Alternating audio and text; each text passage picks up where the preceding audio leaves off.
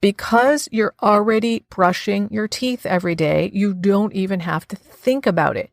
You have the momentum of the daily teeth brushing habit. So adding something to that already existing habit removes the weight of the inertia, which was holding you in your own pattern. This is why consistency is so difficult, because we have to overcome that inertia day after day after day. Hi, I'm Barb Nangle. I want to welcome you to my podcast, Fragmented to Whole Life Lessons from 12-Step Recovery, where I help people heal their emotional, psychological, and spiritual wounds and make deep, lasting changes in their lives. I'm the founder and CEO of Higher Power Coaching and Consulting, LLC, where I coach people on how to develop healthy boundaries. On this podcast, I share my experience, strength, and hope from recovery. I don't support or endorse any particular 12-step recovery fellowship, and I don't claim to speak for any particular 12-step fellowship. I also don't believe that 12-step recovery is the only way to recover. You might need additional help. My hope is that you'll find my words concretely helpful in improving your life, whether you're in recovery or not. This is episode 168, Why Consistency is So Hard and How to Get Over the Hurdle. I've been thinking about consistency a lot lately. You might even say consistently, because one of the things that I'm able to do now that I'm in recovery, and especially since developing healthy boundaries, is I'm able to be consistent in my self-care, which means I trust myself now. I can count on myself to show up for myself and follow through for myself. Now, these are things I was just incapable of doing on a regular basis before I got into recovery.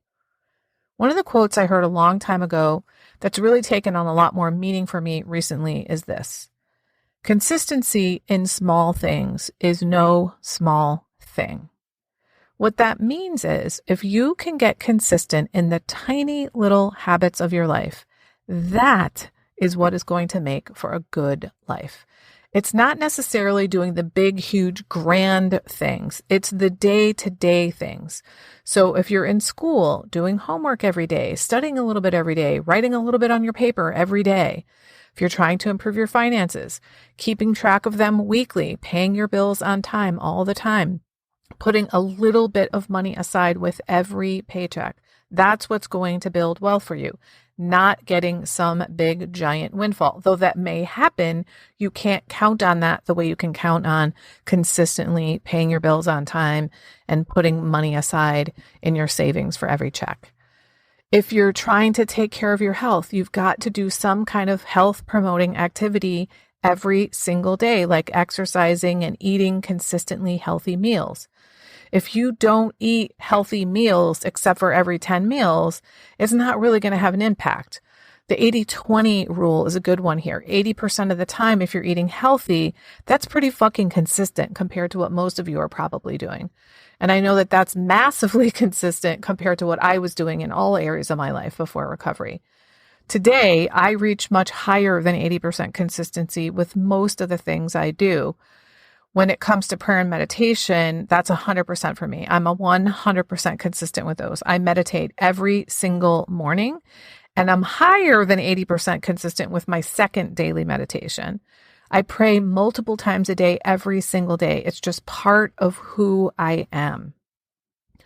Now, if you want to build your business, it's not going to be some big grand gesture that you're going to make that's going to bring you success. It's the showing up in the every single day, working on your business, making connections with people, making sure that you're serving your clients on a consistent basis. If you're trying to get a bigger following on social media, it's not some giant post that gets you 10,000 likes on it that will lead to your success. It's going to be the consistency you show over time that's going to build your audience. Even if you did get that one post with 10,000 likes on it, if you had not been posting consistently before that, there's nothing for people to continue to follow. So this thing about consistency is super important. And I've also been thinking about why is it so damn hard to be consistent? And this is why I think it's so hard.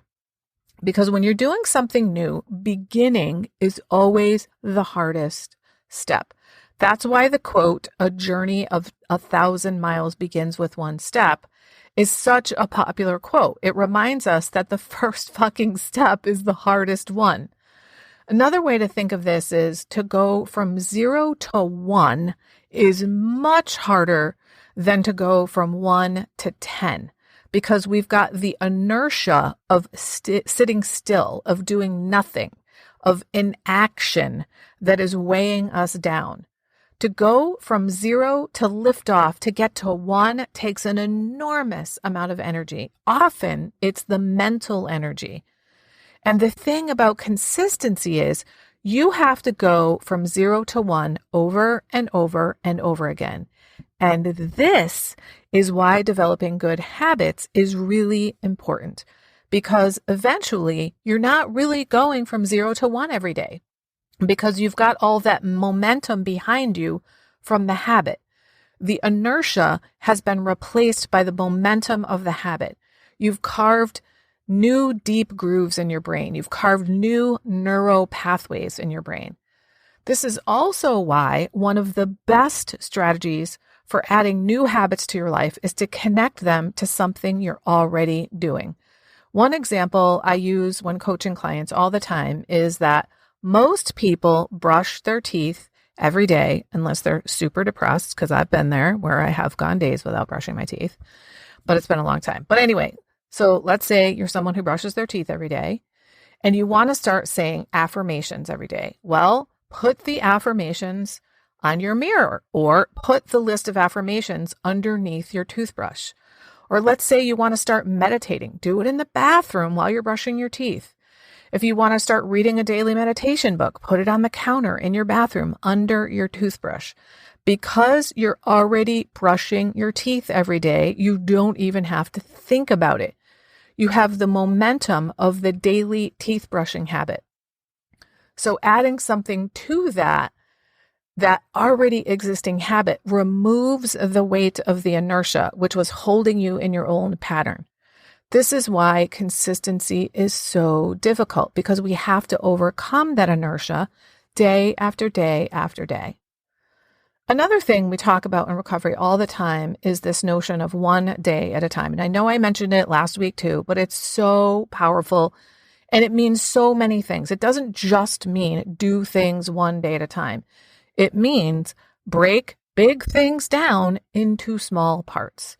For most of us, we have wanted to be healthier at some point in our lives. And maybe you were or are overweight and seriously out of shape. And you were too overwhelmed at all the things that needed to change. And all you really have to do is eat the next meal healthy.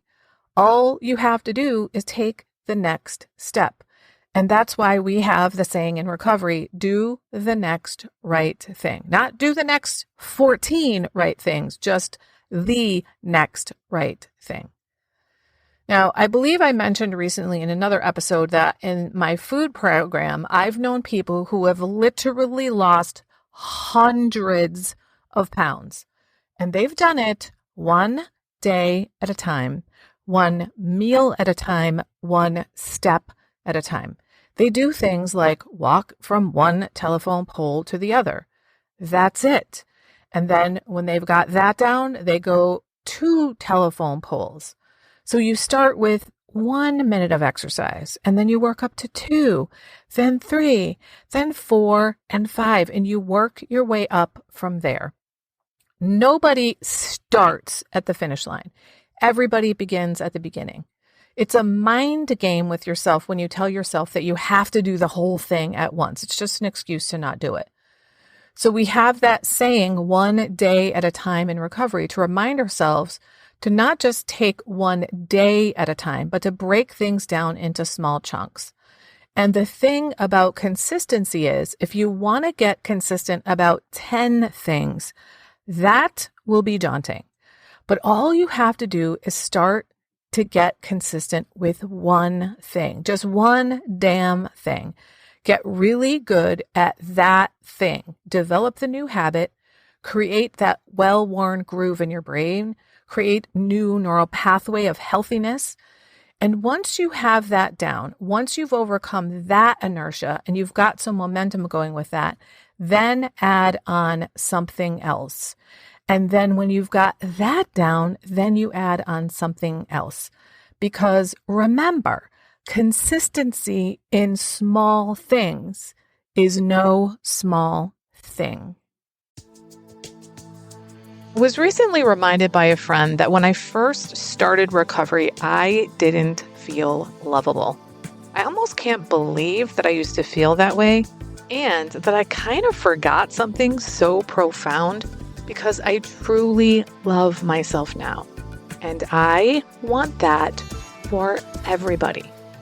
If you don't love yourself, there's literally nothing that can make up for that. I created something exclusively for my private clients since many of them don't love themselves. And I've now opened up my private vault to share it with up to 10 people individually. It's called the Self-Love Sprint. You'll grow to love yourself and truly feel worthy so you can stop saying yes when you really want to say no, stop neglecting yourself and putting everyone else first.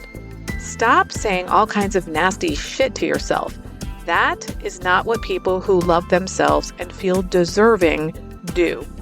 You'll stop being afraid that others will think that you're selfish for taking time to care for yourself. This is also for you if you don't really know who you are because you've always been such a fucking chameleon. Go to higherpowercc.com/love sprint. Remember, I'm only offering 10 of these, so don't wait.